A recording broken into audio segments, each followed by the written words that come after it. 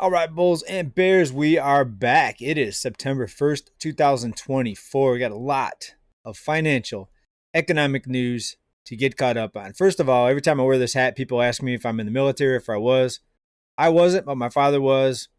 I've always been a big fan of camo ever since my father gave me some of his threads back in when I was little. And actually, earlier I had a camo shirt on, and my wife said, "Don't wear camo with camo. You look too ridiculous."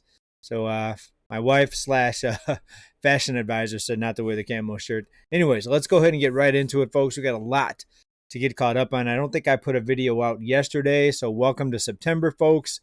First report of the month. We're now in the the third trimester. It's weird saying that without somebody talking about a baby or a pregnancy. We're in the third trimester, 2024, the last 4 months of the year, folks. September 1st, and it's going to get crazier.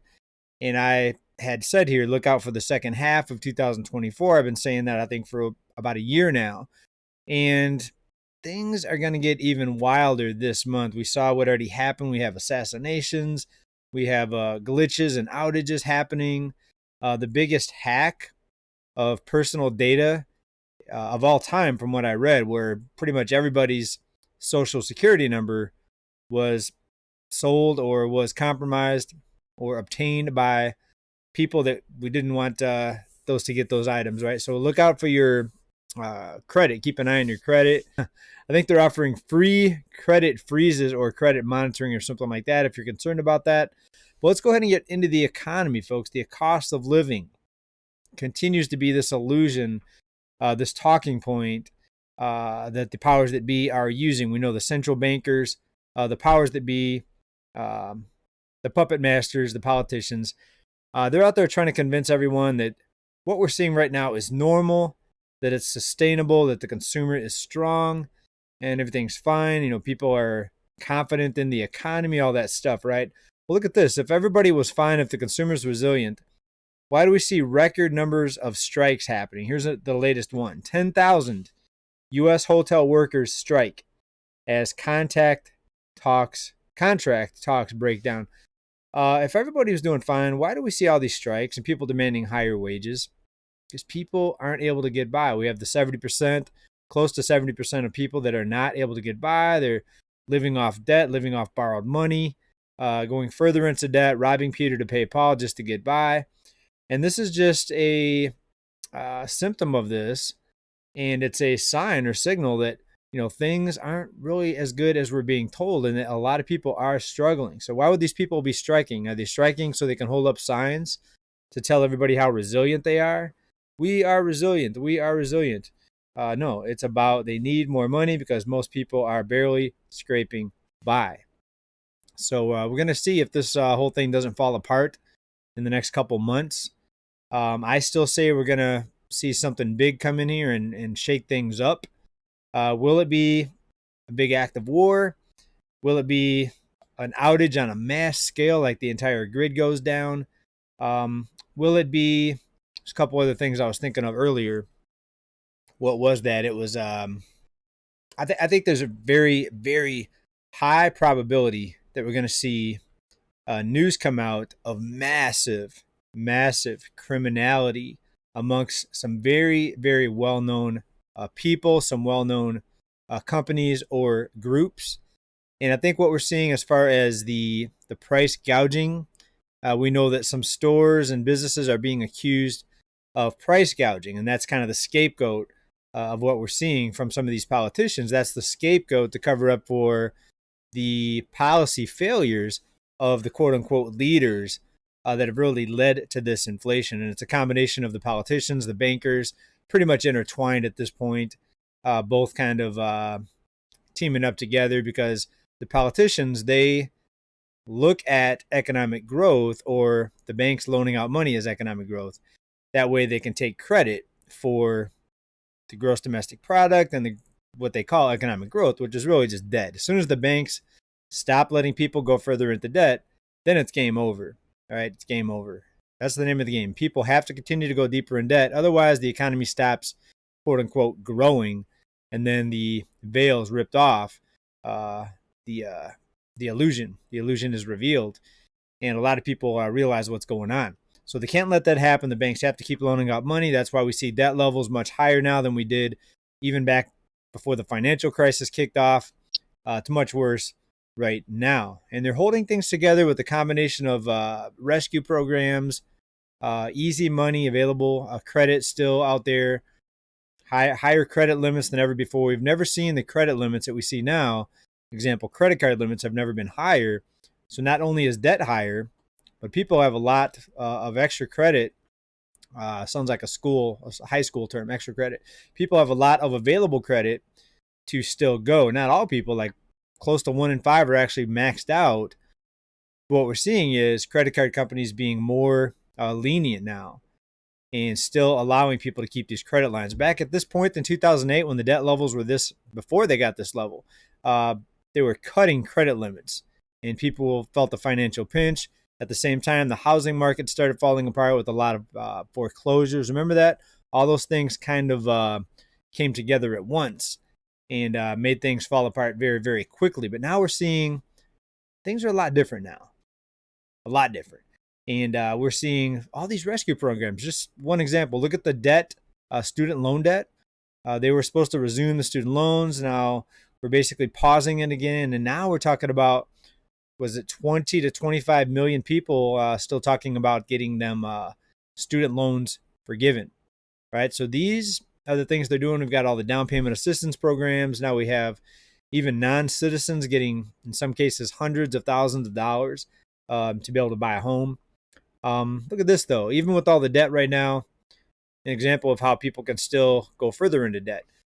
Over 17 million airline passengers head out for the busiest Labor Day weekend ever. Now, that's what we're being told.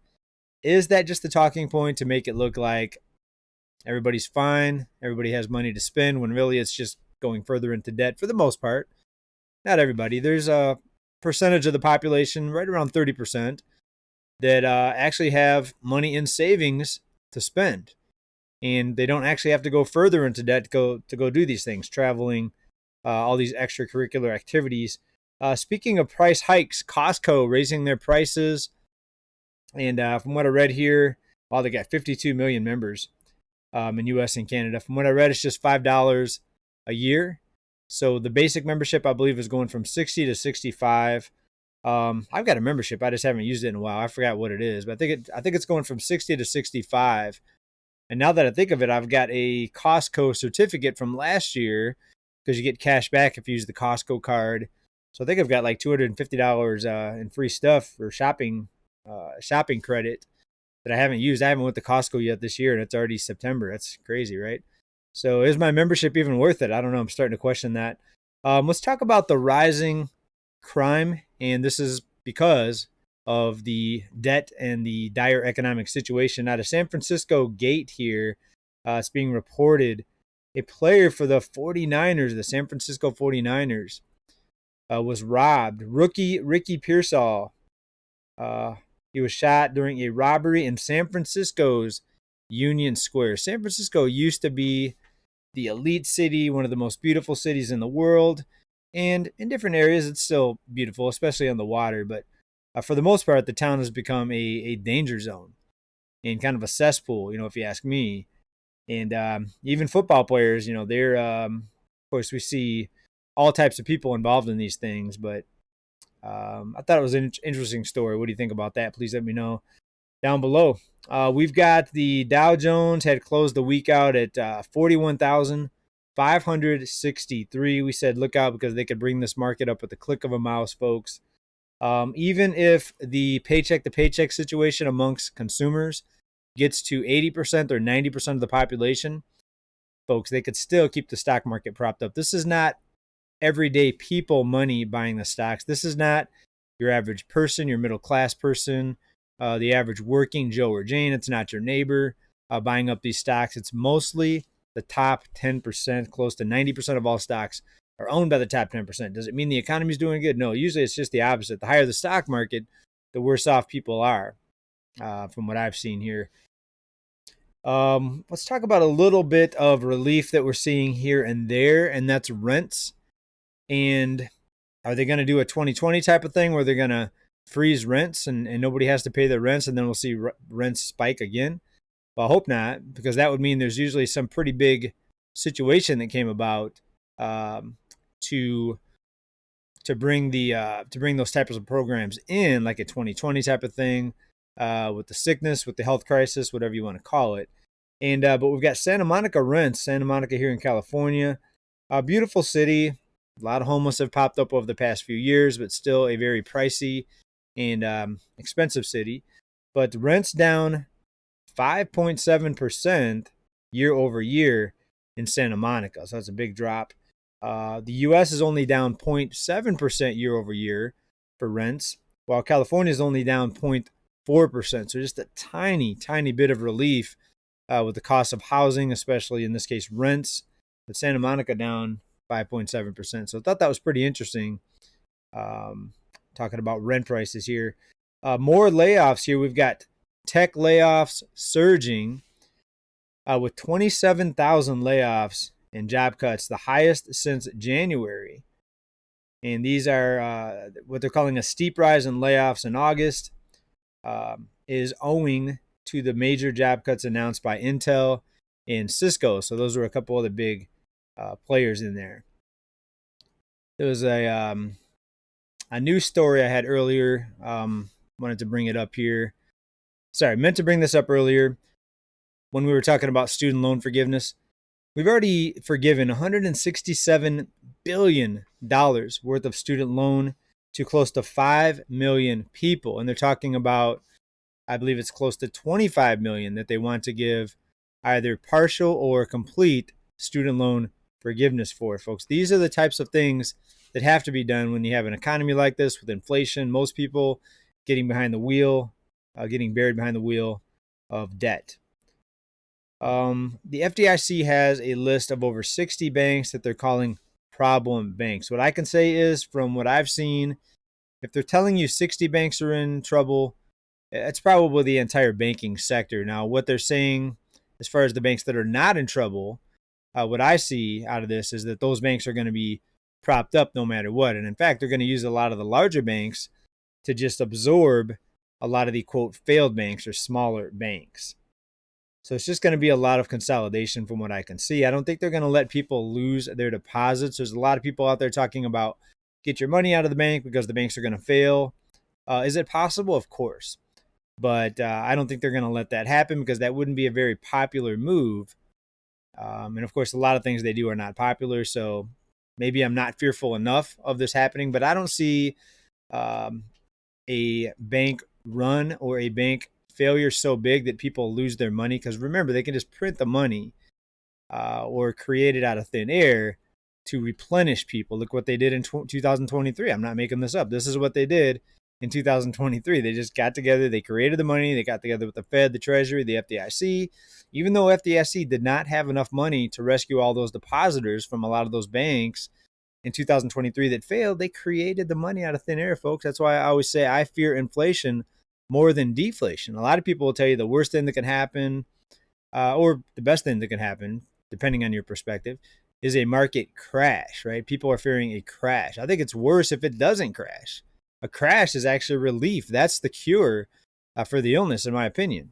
And sure, that comes with a lot of drawbacks and downfalls. You have even more job losses during a crash, right? Anytime you have a credit contraction and you see an economic crash because of it, a lot of jobs are lost. Remember, most jobs in existence right now are only there because of the credit and our system of money, right? If we didn't have unlimited currency creation powers, I would say the unemployment rate, if I had to put a number on it, would be over 50%, right? So if banks were no longer able to loan out money and to give out more loans and to have the public go further into debt, I think that would be game over for the economy. I think it would be, again, 50% plus unemployment rate if that were to happen. So, of course, they've got to allow banks to keep loaning out money. But we do have something happening October 1st. It's going to be interesting. The banks are supposed to be, and I want to stress the words supposed to be held to now no longer having a zero reserve requirement. They're supposed to have about 4.5% for the big banks. Will that be implemented, or will they just change it just like they did? They changed the rules in 2020. They changed the FDIC, how much they'll cover. Instead of 250,000, billionaires got their money back when the banks failed, and that was mainly the what was the main bank where the billionaires had their money. Sorry, take a drink. Silicon Valley Bank. That was mainly Silicon Valley Bank.